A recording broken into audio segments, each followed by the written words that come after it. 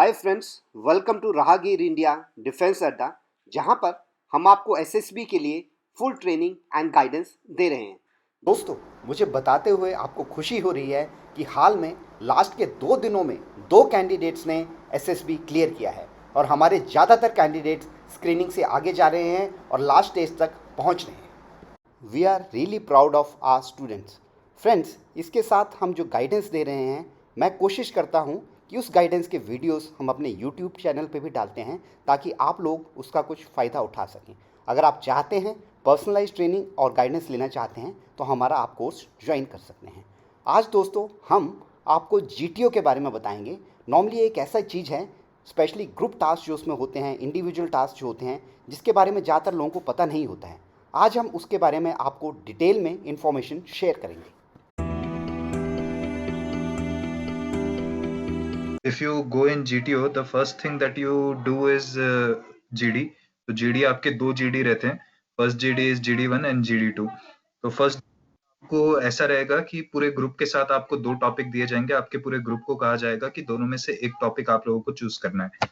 So at that time आपको 1 minute देता है GTO, ग्रुप टेस्टिंग ऑफिसर, कि आप एक टॉपिक चुन लीजिए। तो you people discuss among yourselves and then आप बताते हो GTO को कि किस टॉपिक पे आप GD करना चाहते हो। देन आफ्टर 10 मिनट्स दिया जाता है।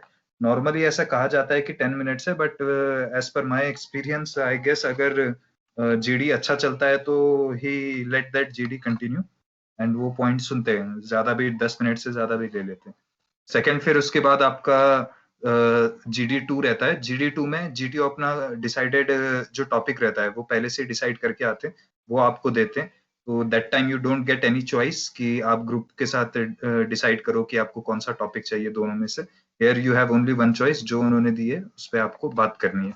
सो आफ्टर दिस 2 एक्सरसाइज जो आपके एंड हो जाते हैं, उसके बाद आपका थर्ड एक्सरसाइज होता है, दैट इज योर PGT। तो PGT में आपको पूरे ग्रुप को लेके एक साइड से दूसरे साइड जाना पड़ता है। 4 ऑब्स्टिकल रहते हैं, first obstacle, second obstacle, third and fourth.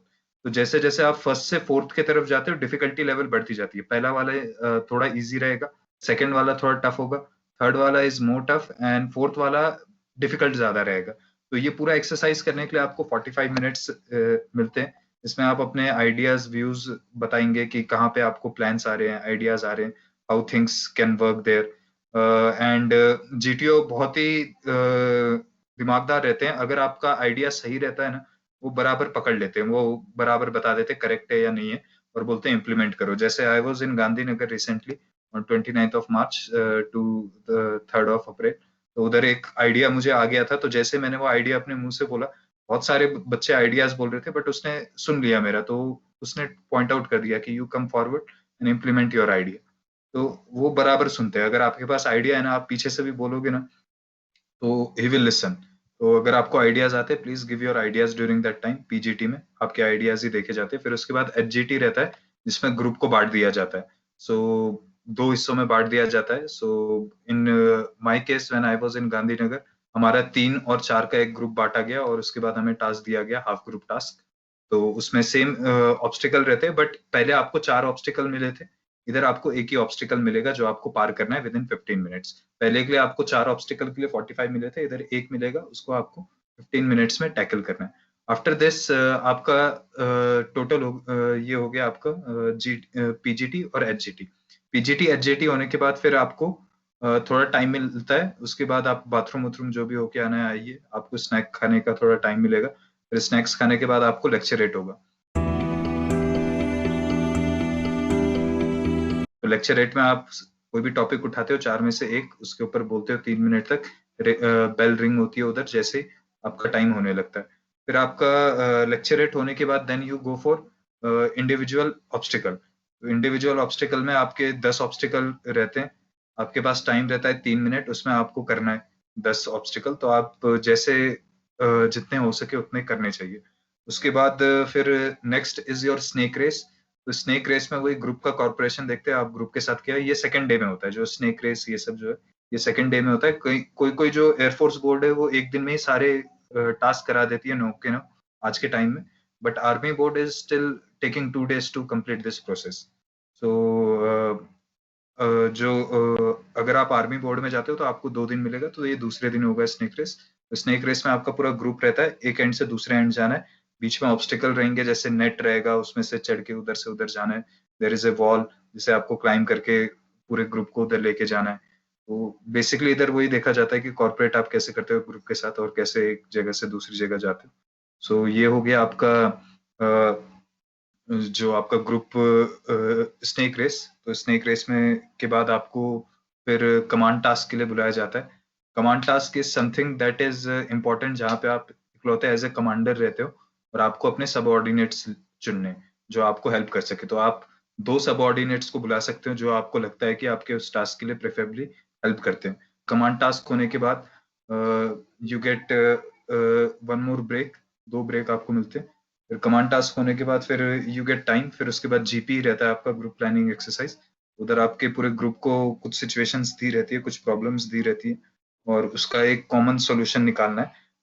Earlier in GD आपको कोई कॉमन सोल्यूशन नहीं निकालना था, but here you have to come to common solution. तो उस वजह से आपको डिस्कशन करना पड़ता है पूरे ग्रुप के साथ और एक कॉमन आइडिया बनाना पड़ता है। और उसके बाद किसी एक को नॉमिनेट करना पड़ता है पूरे ग्रुप के लोगों को, कि वो जाके कॉमन आइडिया बताए या कॉमन प्लान बताए जो आप लोग करने वाले हो। जब कमांड टास्क में आप जाते हो तो उससे पहले आपका इंटरेक्शन होता है। तो इंटरेक्शन में आपसे बहुत सारी चीजें पूछते हैं, एंड उसमें पूछते हैं कहाँ से क्या किया, कहाँ से कोचिंग ली, फिर उसके बाद इस टाइम कैसे प्रिपरेशन किया, कौन कौन सी चीजें देखी आपने। ये सब चीजें आपसे पूछी जाती है कमांड टास्क से पहले। वो एक बार देखना, एक शॉर्ट मिनी इंटरव्यू टाइप चलता है जिसमें वो थोड़ा बहुत आपके बारे में जानने की कोशिश करता है। फ्रेंड्स, इसके बाद डिटेल में आपको बताएंगे कि किस टाइप के टास्क होते हैं और कैसे आपको उन्हें सो हैंडल करना चाहिए। This was my command task कि I in this place, starting line there was a big structure, मतलब इतना बड़ा रस्सी था, बहुत बड़ा। इधर से मतलब इतना बड़ा एक आपका पोल जैसा था, बीच में इधर ड्रम रखा हुआ था, और इधर आपका एक सर्कल जैसा था जिसके ऊपर वो ड्रम रखा हुआ था। एंड उसके बाद फिर मुझे उसने 2 फट्टे, मतलब आपके प्लैंक प्लैंक आपका रहता है सीधा ऐसा, ठीक है, दिस इज योर प्लैंक। 2 दिए थे, और उसके बाद रस्सी दी थी मुझे हेल्पिंग मटेरियल में, एंड बोला था आपको ये बम लेके इस पार से उस पार जाना है। ये दूसरा एरिया था। 1 मिनट।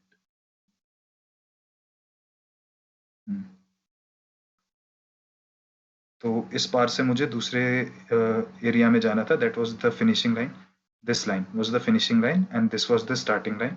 मुझे बोला गया कि आप इधर से जाओगे, इधर से इधर लेके जाना है आपके हेल्पिंग मटेरियल और लोग है। इधर एक वाइट पत्थर था छोटा सा, और उसके बाद फिर this was the setup of entire task. तो अब जब मैंने देखा, और इधर से आपका एक छोटा सा गैप था अंदर बीच में, इधर खाली सा कुछ रखा हुआ था। तो what I was trying, जैसे स्टार्ट हुआ कमांड टास्क, तो there are some rules that you have to follow. First is color rule. The color rule state that if there is a red color, you cannot touch this area with helping material, as well as you also can't touch this area, ठीक है। तो इस area में आप छू ही नहीं सकते अगर आप रेड एरिया में छूते हो तो। फिर देयर वाज अनदर कलर जो आपको दिखेगा उधर, दैट इज येलो।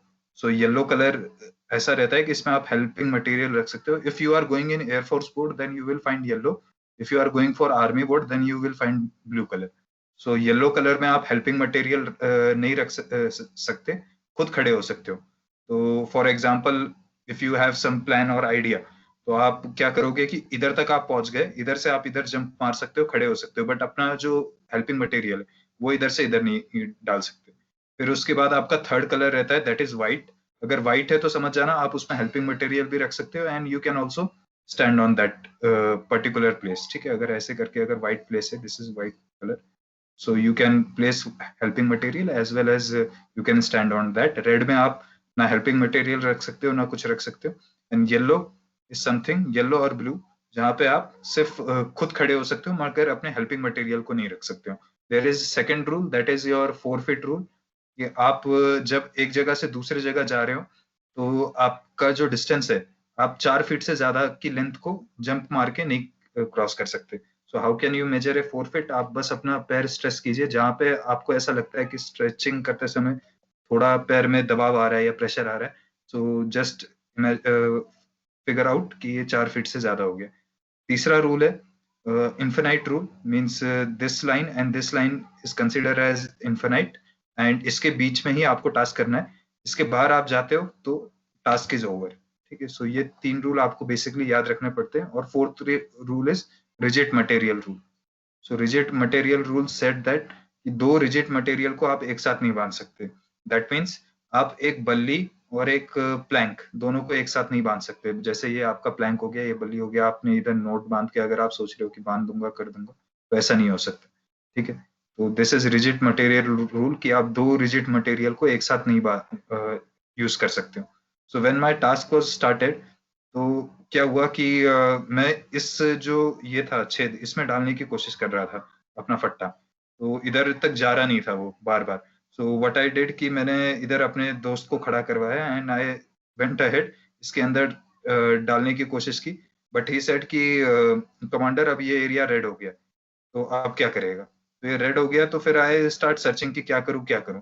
ऊपर मैं देखा कि इधर रस्सी डाल सकता हूँ, बट रस्सी इधर से कैसे थ्रो करूं इतना दूर, तो मुझे आइडिया आ ही नहीं रहा था। I was standing for their for 5 minutes, मैं इधर से इधर भाग रहा था कि कैसे क्या करूं, कुछ समझ रहा ही नहीं था उस समय। फिर वो मुझे प्रेशराइज कर रहा है कि 1/3 टाइम हो गया है, हाफ टाइम इज ओवर बोल के।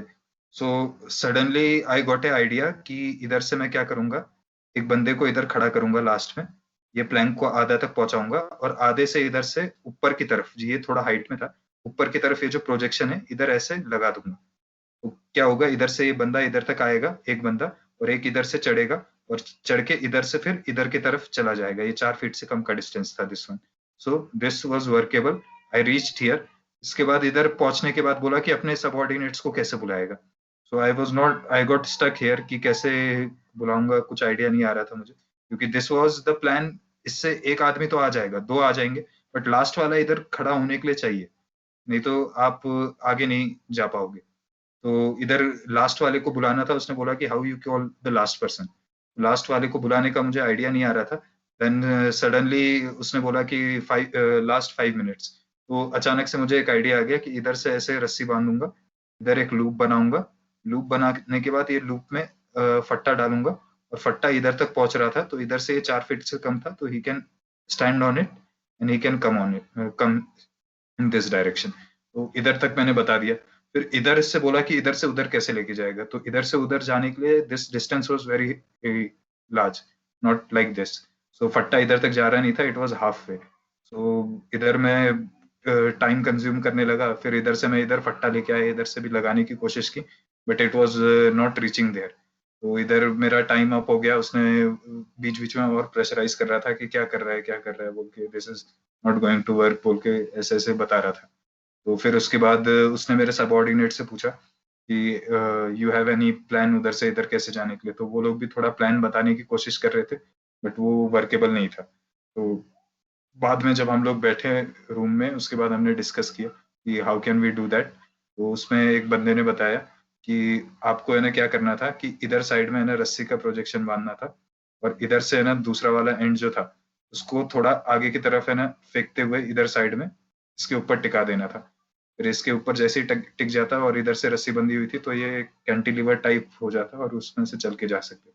तो उस समय इतना दिमाग नहीं लगा, हम लोग डायरेक्ट रीच करने की कोशिश कर रहे थे, फट्टा फेंक रहे थे, और फट्टा इधर ही नीचे गिर जा रहा था, फिर उठाना पड़ रहा था। तो दैट वाज द थिंग। तो command task is very important. अगर कमांड टास्क अच्छे से परफॉर्म हो जाता है तो आपको बहुत हाई चांसेस रहेंगे कि you can clear that. But मेरा कमांड टास्क पूरा कंप्लीट नहीं हुआ था।